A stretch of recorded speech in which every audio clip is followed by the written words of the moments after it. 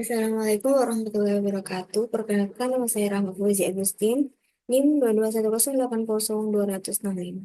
Di sini saya akan menjelaskan tentang kreatif thinking. Sistem komunikasi intrapersonal itu ada empat. Yang pertama ada sensasi, yang kedua ada memori, yang ketiga ada persepsi, yang keempat ada berpikir. Selanjutnya kita masuk ke pengertian berpikir. Berpikir asal katanya adalah pikir. Menurut KBBI, pikir berarti akal, akal budi, ingatan, angan-angan, pendapat, atau pertimbangan. Berpikir artinya menggunakan akal budi untuk mempertimbangkan dan memutuskan sesuatu serta menimbang dalam ingatan. Psikologi kognitif memandang berpikir merupakan kegiatan memproses informasi secara mental atau kognitif. Jika dikaitkan dengan pemecah masalah, sebuah proses mental yang melibatkan beberapa manipulasi pengetahuan seperti menghubungkan pengertian yang satu dengan pengertian lainnya dalam sistem kognitif yang diarahkan untuk menghasilkan solusi. Menurut Floyd L. Rush, berpikir adalah manipulasi atau organisasi unsur-unsur lingkungan dengan menggunakan lambang-lambang sehingga tidak perlu tidak perlu langsung melakukan kegiatan yang tampak. Menurut Paul Musen dan Mark R. Rosenweg, berpikir adalah menunjukkan berbagai kegiatan yang melibatkan penggunaan konsep dan lambang, mas, mas mengganti objek dan peristiwa. Berpikir melibatkan penggunaan lambang, visual, atau grafis. Macam berpikir itu ada dua. Yang pertama ada berpikir austik atau melamun. Itu orang melarikan diri dari kenyataan dan melihat hidup sebagai gambar fantasi. Contohnya itu seperti menghayal. Yang kedua itu ada berpikir realistik atau nalar atau reelsoni yang terbagi menjadi berpikir deduktif, induktif, dan evaluatif. Mazhab pemikir, mazhab pemikiran itu ada enam. Yang pertama idealisme, yang kedua materialisme, yang ketiga dualisme, yang keempat empirisme, yang kelima rasionalisme, yang keenam ada fenomenalisme. Selanjutnya idealisme dan materialisme. Idealisme adalah sebuah pemikiran dan keyakinan yang disertai cinta pada nilai, termasuk kepercayaan. Pemikiran tersebut dipegang karena diyakini apa yang dilakukan merupakan hal yang benar. Materialisme adalah paham dalam filsafat yang menyatakan bahwa hal yang dapat dikatakan benar-benar ada adalah materi. Eh, Selanjutnya ada empirisme dan rasionalisme. Empirisme adalah suatu aliran dalam filsafat yang menyatakan bahwa semua pengetahuan berasal dari pengalaman indera manusia. Kebenaran hanya dapat diperoleh melalui pengalaman. Rasionalisme adalah doktrin filsafat yang menyatakan bahwa kebenaran harus ditentukan atau diperoleh dari pembuktian, logika, dan analisis yang berdasarkan fakta, bukan berasal dari pengalaman inderawi. Berpikir kreatif, kemampuan individu untuk memikirkan apa yang telah dipikirkan semua orang sehingga individu tersebut mampu mengerjakan apa yang belum pernah dikerjakan oleh semua orang. Menurut Maxwell 2004, kemampuan kemampuan ini menurut Munandar 2009, kemampuan melihat bermacam-macam kemungkinan penyelesaian terhadap suatu masalah. Berpikir kreatif adalah suatu pemikiran yang berusaha menciptakan gagasan yang baru. Namun demikian, berpikir kreatif juga melibatkan suatu proses sistematis untuk mencapai kebaruannya. Selanjutnya ada indikator creative thinking, kelancaran berpikir, kemampuan untuk menghasilkan banyak ide yang keluar dari pemikiran seseorang secara cepat. Dalam kelancaran berpikir, yang ditekankan adalah kuantitas, originalitas, kemampuan untuk mencetuskan gagasan unik atau asli. Keluasan berpikir yaitu kemampuan untuk memproduksi sejumlah ide, jawaban, pertanyaan yang bervariasi, dapat melihat suatu masalah dari sudut pandang yang berbeda, mencari alternatif atau arah yang berbeda, mampu menggunakan bermacam-macam pendekatan atau cara pemikiran. Elaborasi yaitu kemampuan dalam mengembangkan gagasan dan menambahkan atau memperinci detail-detail dari suatu objek, gagasan, atau situasi sehingga menjadi lebih menarik. Kenapa harus berpikir kreatif? Untuk melihat, yang pertama, melihat suatu objek dengan cara yang berbeda, yang kedua lebih efektif, menemukan solusi masalah, yang ketiga memiliki faktor pembeda, yang keempat menciptakan inovasi yang bermanfaat. Sekian penjelasan dari saya.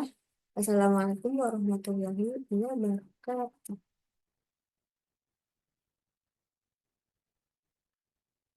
Assalamualaikum warahmatullahi wabarakatuh. Perkenalkan, nama saya Rahma Fauzi Agustin, NIM 221080265.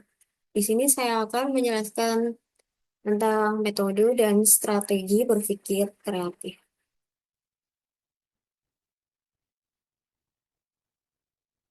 Selanjutnya ada tim Kori ini dimodelkan berdasarkan analisis gaya, sebuah teknik yang dikembangkan oleh psikolog sosial Kurt Lewin. Ini memungkinkan Anda untuk melihat bagaimana gaya positif dan negatif mendorong dan menarik Anda ke arah skenario terbaik atau terburuk. Selanjutnya, blueprint. Blueprint. Saat menerapkan metode ini, pertama-tama kita mengidentifikasi kondisi atau faktor yang mempengaruhi suatu situasi. Kemudian, setiap faktor dipecah menjadi dua sisi yang berlawanan.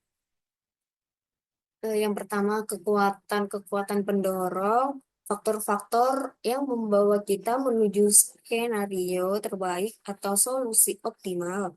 Yang kedua, kekuatan penghambat, faktor-faktor yang menarik kita ke arah kegagalan atau kondisi yang tidak diinginkan.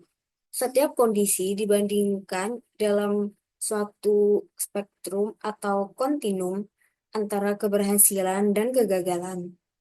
Dengan menganalisis kekuatan-kekuatan ini, kita bisa mencari cara untuk memperkuat faktor positif dan mengurangi pengaruh faktor negatif. Tentukan tantangan yang dihadapi, specify your challenge, identifikasi masalah atau tantangan yang ingin dipecahkan. Contohnya menciptakan produk minuman baru yang inovatif.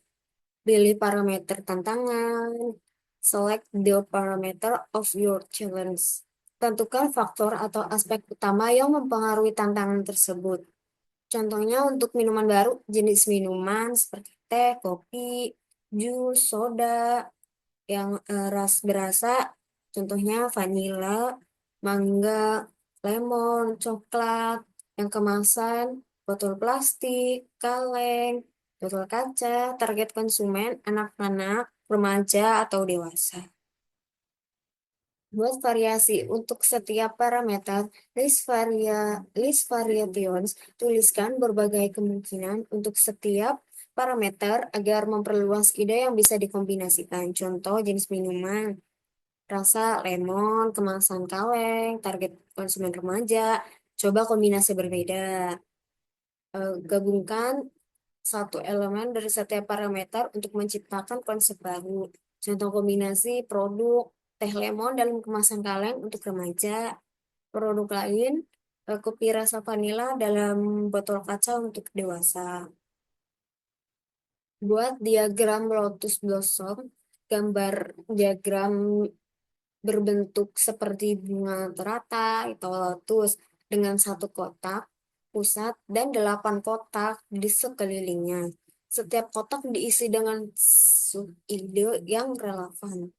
Tuliskan masalah atau ide utama di pusat atau center box. Di kotak tengah, tulis masalah atau gagasan utama yang ingin dikembangkan. Contohnya inovasi dalam pendidikan digital. Identifikasi komponen utama. Sekitar kotak utama, buat 8 kotak A sampai H dan isi dengan tema utama atau faktor penting terkait ide utama. Contoh untuk inovasi dalam pendidikan digital yang A, teknologi, B, metode pembelajaran, C, keterjangkauan, D, interaksi guru, siswa, E, personalisasi pembelajaran, F, evaluasi dan feedback, G, aksesibilitas, H, motivasi siswa. Kembangkan setiap komponen utama, outer lotus petal, setiap kotak A sampai H sekarang menjadi pusat dari 8 kotak baru di sekitarnya. Lanjutkan hingga diagram selesai. Ulangi proses ini hingga diagram terisi penuh, menciptakan jaringan ide yang luas dan kaya. Selanjutnya ada future fruit. Teknik future fruit adalah metode berpikir kreatif berbasis skenario yang membantu bisnis dalam merancang masa depan dan menemukan peluang strategis. Dengan teknik ini, bisnis dapat mengantisipasi tantangan, memahami faktor-faktor yang mempengaruhi keputusan, dan mengembangkan berbagai skenario masa depan untuk menemukan peluang terbaik. Selanjutnya ada blueprint lagi. Identifikasi masalah dalam bisnis. Identify a particular problem in your business. Langkah pertama adalah menentukan masalah spesifik yang sedang dihadapi oleh bisnis. Contohnya, menurunnya minat pelanggan terhadap produk utama perusahaan. Tentukan keputusan yang harus diambil. Setelah masalah teridentifikasi, tentukan keputusan strategis yang harus diambil untuk mengatasi masalah tersebut. Contohnya, apakah harus melakukan inovasi produk, meningkatkan pemasaran, atau mencari target pasar baru. Identifikasi kekuatan yang mempengaruhi keputusan. Tentukan faktor eksternal dan internal yang berpengaruh terhadap keputusan. Faktor ini bisa berupa ekonomi, contohnya inflasi, daya beli konsumen, teknologi, kemajuan dan otomasi, persaingan, munculnya kompetitor baru, produk, tren konsumen terhadap produk inovatif, buat skenario berdasarkan faktor utama. Kembangkan minimal 4 skenario masa depan berdasarkan kombinasi berbagai faktor yang diidentifikasi. Contoh skenario untuk perusahaan minuman sehat. Skenario optimis, tren gaya hidup sehat meningkat, teknologi mendukung produksi, minuman inovatif. Skenario sinis, daya beli menurun, persaingan meningkat, sulit masuk ke pasar baru. Skenario disruptif, teknologi baru seperti dan lot mengubah cara pemasaran dan produksi. Skenario stabil, pasar berkembang dengan kecepatan sedang, pertumbuhan bisnis tetap. Kembangkan skenario menjadi narasi atau cerita. Buat cerita untuk masing-masing skenario guna memahami kemungkinan dampaknya terhadap bisnis. Contohnya dalam skenario optimis, perusahaan meluncurkan minuman berbasis yang menyesuaikan nutrisi sesuai kebutuhan individu. Cari peluang bisnis dalam setiap skenario. Identifikasi peluang yang bisa diambil dalam setiap skenario. Contoh peluang dalam Skenario destruktif mengembangkan aplikasi berbasis AI yang merekomendasikan minuman sehat sesuai pola makanan pengguna. Sekian penjelasan dari saya. Wassalamualaikum warahmatullahi wabarakatuh.